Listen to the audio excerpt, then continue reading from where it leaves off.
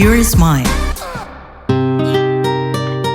Memang nggak selalu kayak setiap story kita replyin gitu ya, kayak serem juga ya Serem gitu juga ya. Tapi setidaknya kita turut bisa berbahagia atas kesenangan orang lain meskipun kita sedang tidak dilibatkan pada dalam itu.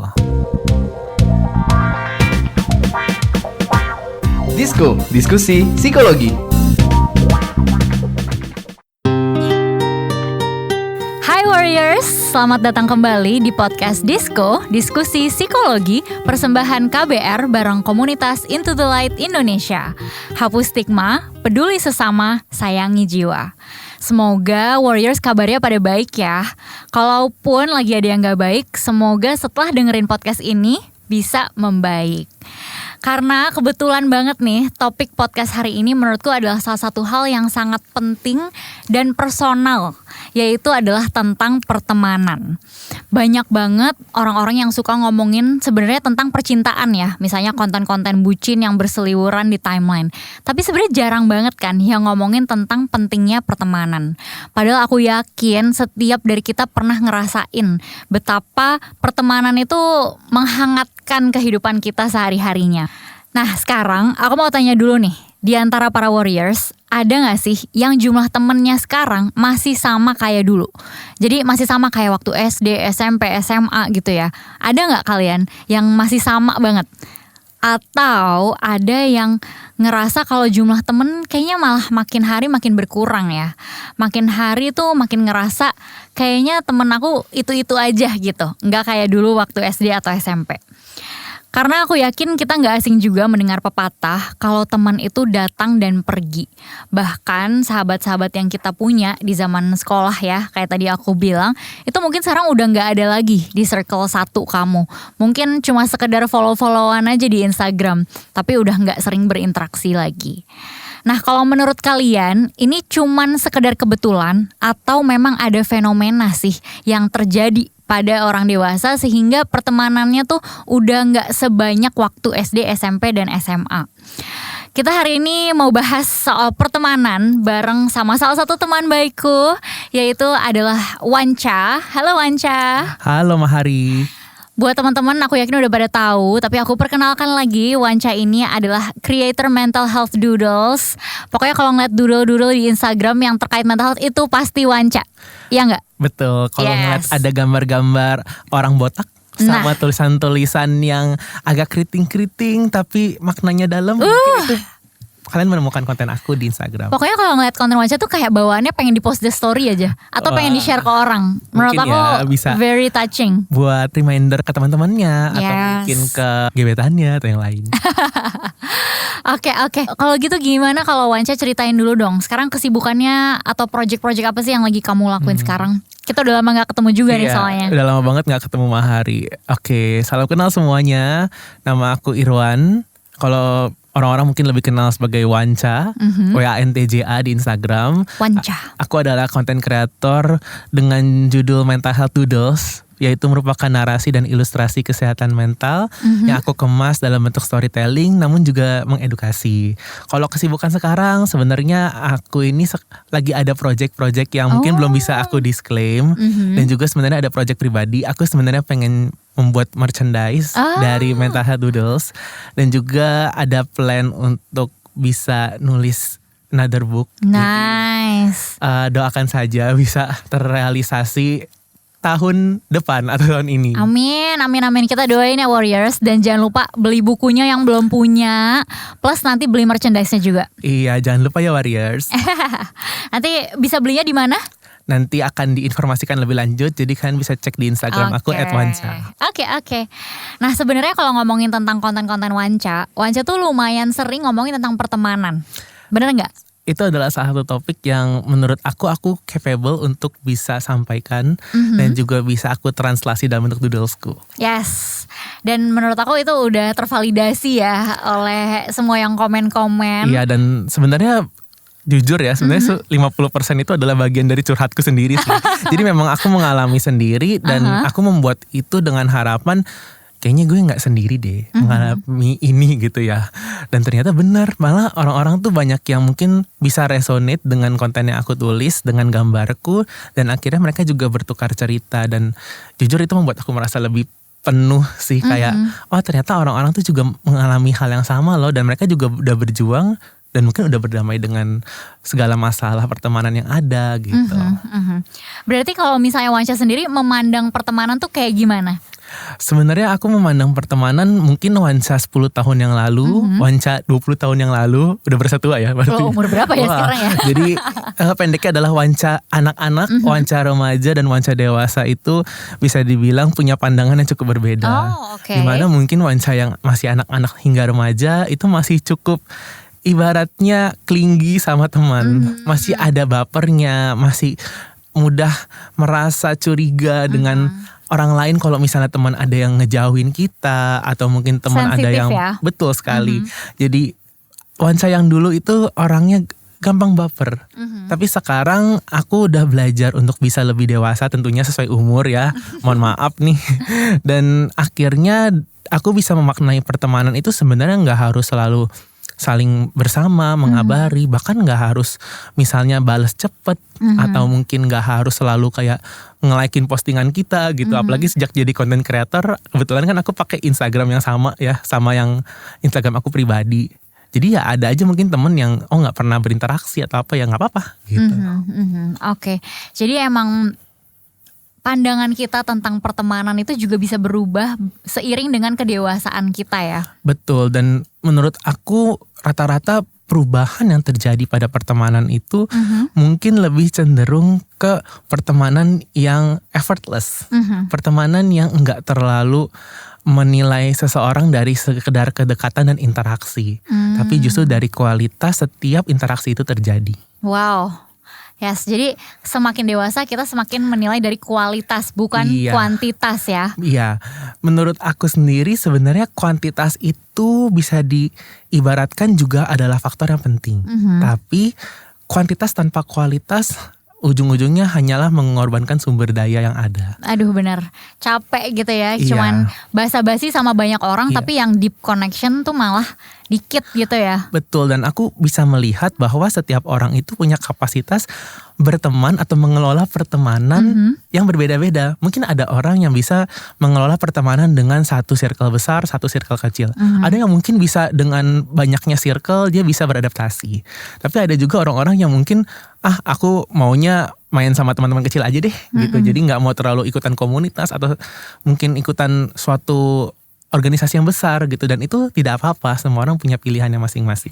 Nah ini menarik nih, karena kalau ngomongin tentang jumlah pertemanan ya, especially itu tuh ada salah satu studi yang diterbitkan di jurnal Royal Society Open Science yang menunjukkan bahwa baik laki-laki maupun perempuan itu terus menjalin banyak teman hingga usia 25 tahun. Wah, ada thresholdnya ya? Tapi setelah itu persahabatan biasanya mulai memudar. Jadi kita biasanya gak sedekat itu sama teman-teman kita sebelumnya.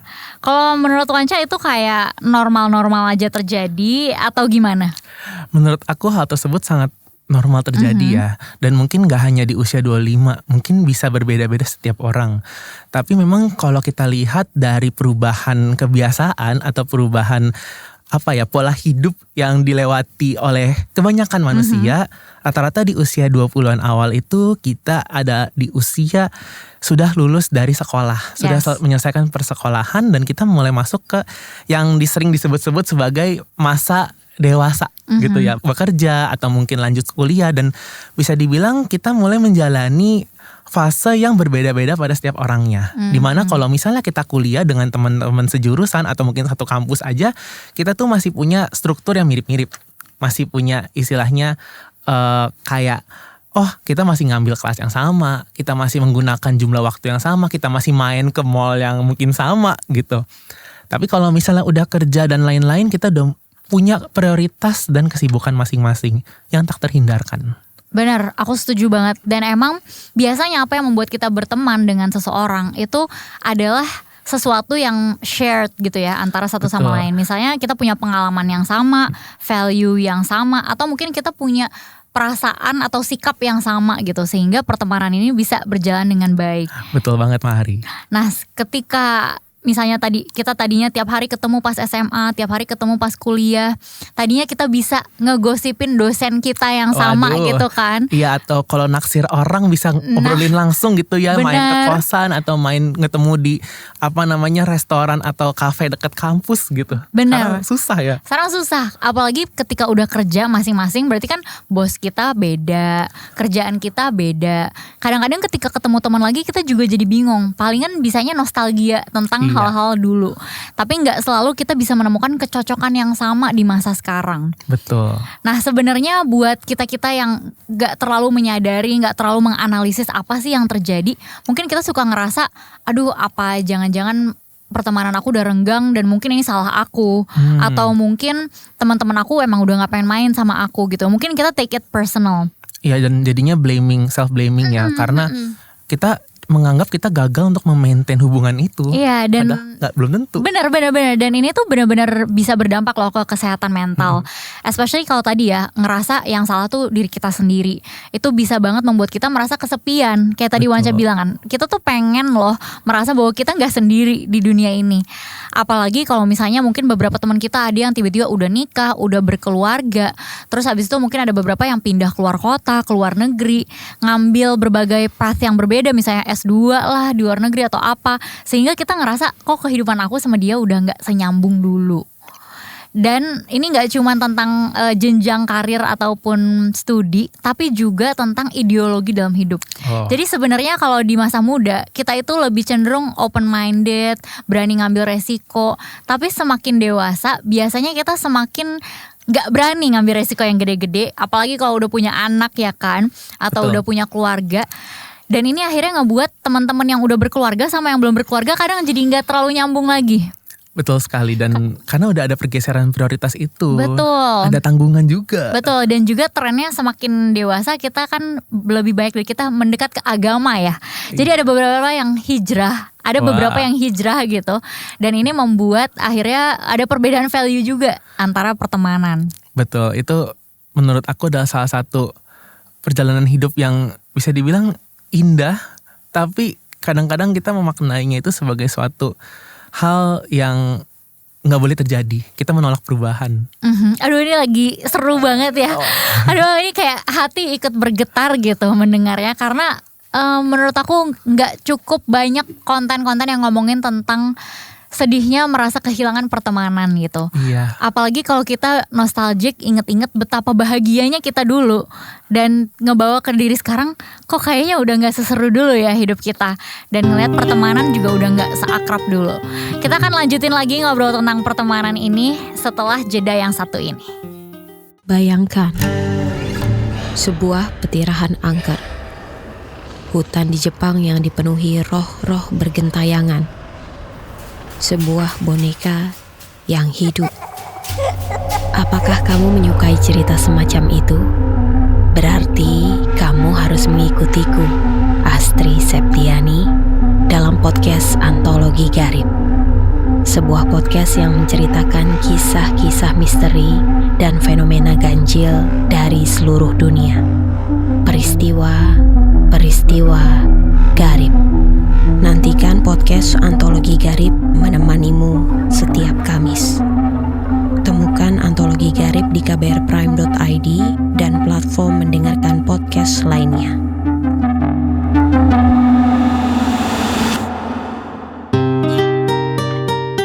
Oke, kita lanjutin ya obrolan kita soal cara menjaga pertemanan. Nah, aku lihat nih Wanca tuh sering ngomongin tentang pertemanan. Tapi yang lebih spesifik akhir-akhir ini itu ngomongin tentang low maintenance friendship. Betul. Nah katanya Wanca, pertemanan low maintenance but high impact itu tuh mesti dipertahanin. Nah coba ceritain dong kenapa kamu mikir kayak gitu.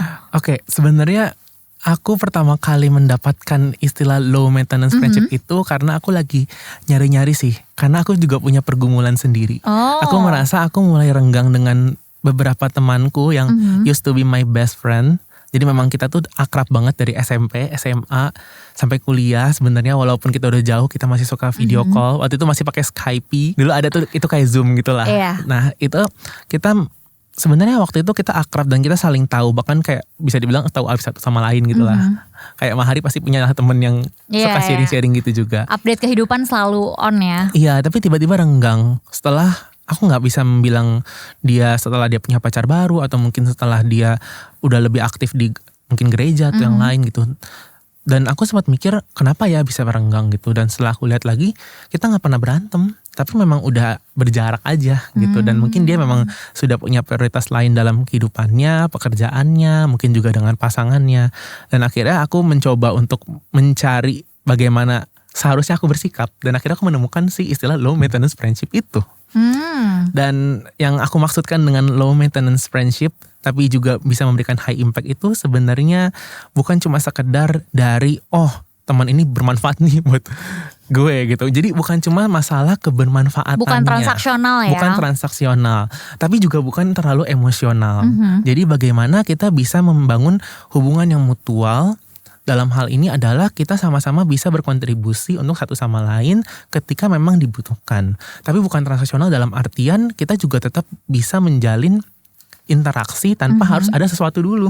Begitu. Tapi kita tidak memaksakan ekspektasi atau memaksakan keinginan terhadap mereka. I see. Jadi kayak pertemanannya ini tuh intensitasnya kita turunin ya. Tapi secara kualitas sebenarnya masih sama kok. Cuma beda bentuknya aja. Masih sama dan beda bentuknya karena kalau mungkin dulu bentuknya adalah chat tiap hari. Atau mungkin hangout abis sekolah atau pulang sekolah atau pulang kelas kuliah bareng. Atau mungkin tiap weekend kita ngadain rencana jalan-jalan atau mungkin hangout bareng. Sekarang mungkin jadinya makin jarang. Tapi rasa yang muncul tuh tetap sama. Iya. Dan kita tidak ada yang merasa terlukai akibat pengurangan intensitas tersebut. Iya, dan di situ itu kedewasaan juga ya untuk menyadari bahwa meskipun frekuensi bertemunya itu jauh di bawah dulu, tapi bukan berarti perasaan atau emosi yang pernah ada kedekatan antara kita itu juga berkurang gitu. Dan aku rasa kalau salah satu resepnya ya, sekelompok orang itu bisa manage hubungan low maintenance friendship itu sebenarnya karena mereka ada di satu halaman yang sama, on the same page. Atau mungkin bisa juga dibilang punya kapal yang sama. Kenapa? Karena mereka juga punya istilahnya kedekatan yang tidak berbeda. Mereka juga tahu visi misinya apa. Mereka tahu interest yang sama antara mereka berdua itu apa. Sehingga untuk urusan-urusan lain mereka gak memaksakan kehendaknya.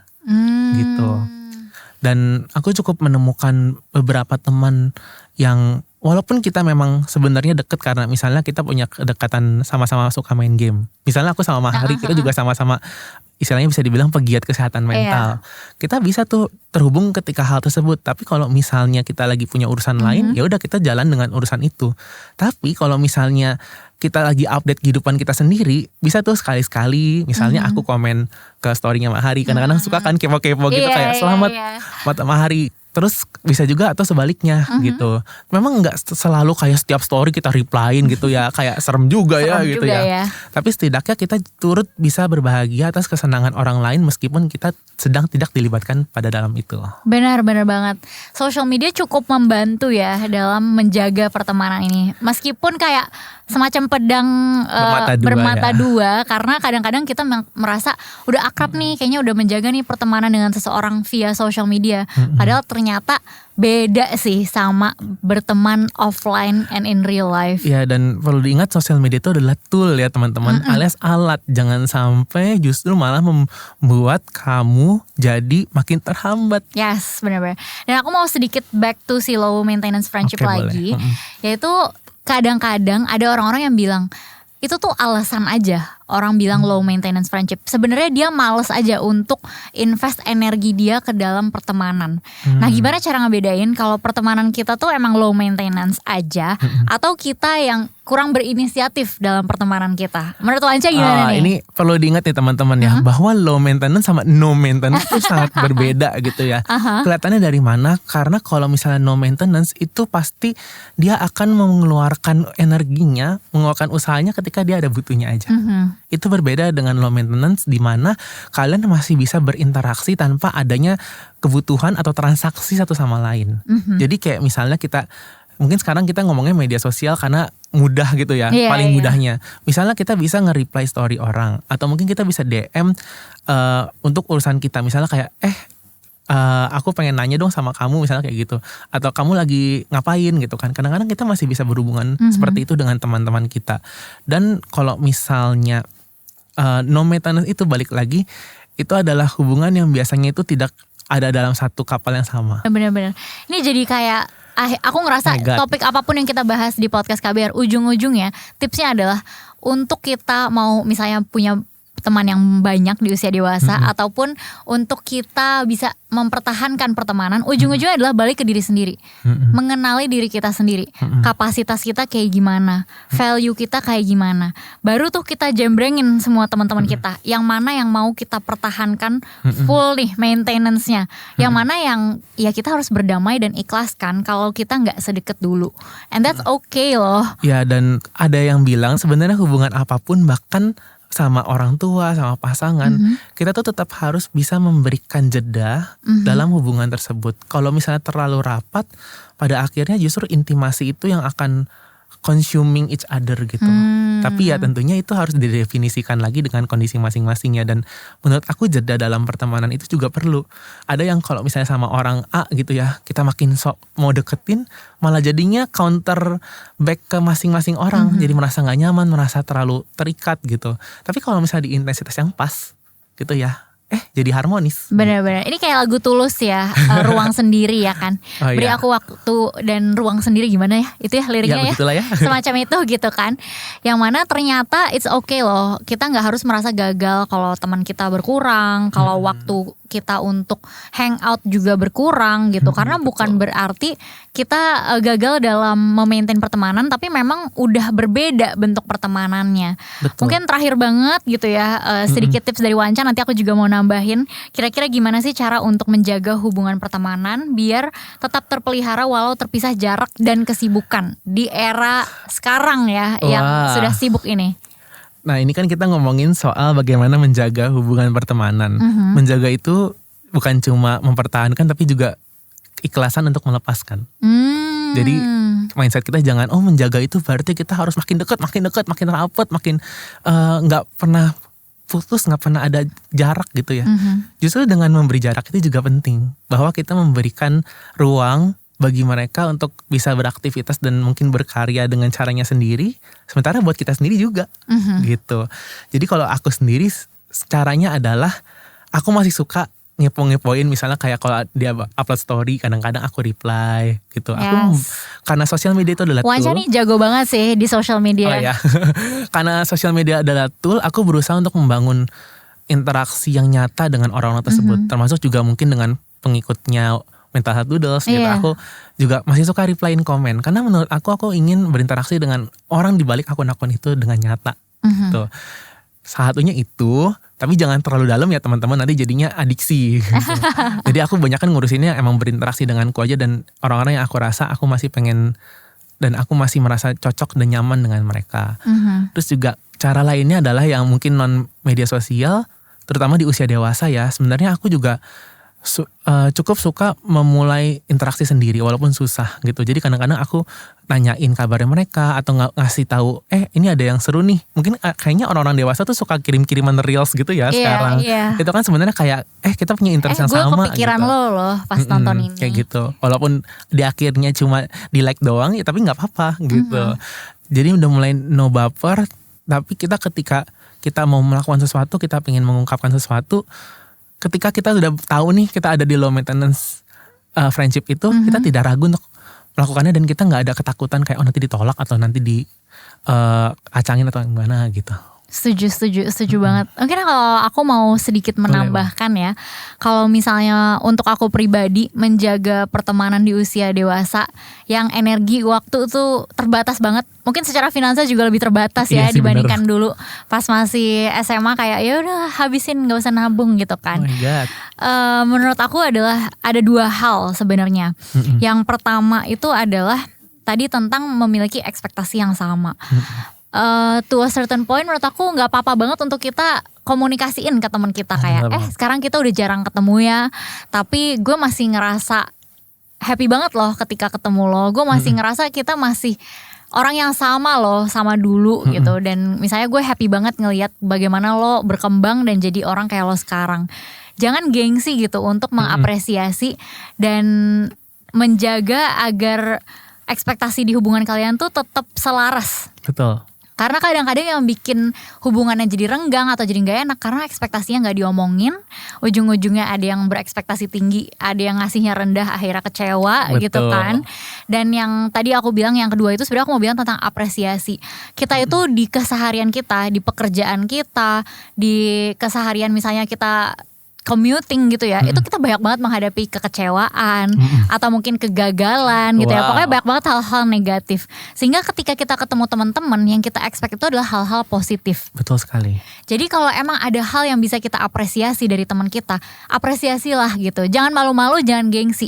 Karena menurut aku itu justru adalah lemnya dari pertemanan. Karena ketika kita ngerasa aku bisa ngapresiasi Wanca bisa ngapresiasi aku, itu kita ngerasa oke, pertemanan ini akan jangka panjang karena kita saling support satu sama lain. Betul sekali. Beda kalau misalnya aku nggak apresiasi Wanca sebenarnya, cuman diem-diem deh gengsi. Wanca ngerasa kok kayak Mahari nggak peduli ya sama aku. Wah udah deh bisa drama Itu gitu jadi kan. drama, Iya. gitu ya. Jadi kalau emang ada yang bisa diapresiasi, apresiasilah gitu. Jadikanlah itu bagian dari exercise di dalam hubungan supaya hubungannya makin kuat. Gitu kira-kira. Wah. Makasih banget buat Wanca sudah Sama-sama. menyempatkan waktunya Terima menerjang kasih. kemacetan Jakarta Wow, dari terima utara kasih ke juga. selatan. Terima kasih juga Warriors semuanya. Dan juga makasih Mahari. Yes, dan untuk warriors yang tertarik untuk membeli buku Wanca, silahkan. Kalian bisa lihat judul bukunya, sebenarnya ini aku. Kalau kalian cari di e-commerce mungkin agak susah. Jadi kalian langsung aja ke profil Instagram aku @wanca WANTJA. Lalu kalian bisa lihat di bio aku itu ada, dan bukunya itu bercerita tentang hubungan dengan diri sendiri dan juga hubungan dengan orang-orang sekitar. Bagaimana cara kita mengenali dan meningkatkan self awareness, dan juga berinteraksi, dinamika pertemanan, percintaan dikit-dikit juga ada, dan mungkin juga di pekerjaan. Jadi kalian bisa langsung check out di situ. Yes, bagus banget BTW bukunya. Terima Aku udah baca kasih. dan aku menyesal tidak bawa, jadi tidak bisa minta tanda tangan. Iya, sayang banget ya. Anyway, di sini Wanca dan Mahari mendoakan semoga warriors punya teman yang baik dan saling support di hidup kalian. Amin. Sampai ketemu lagi di podcast episode selanjutnya. Dengarkan di kbrprime.id. Aku Mahari, Aku Wanca. pamit undur diri dulu. Bye-bye. Bye-bye.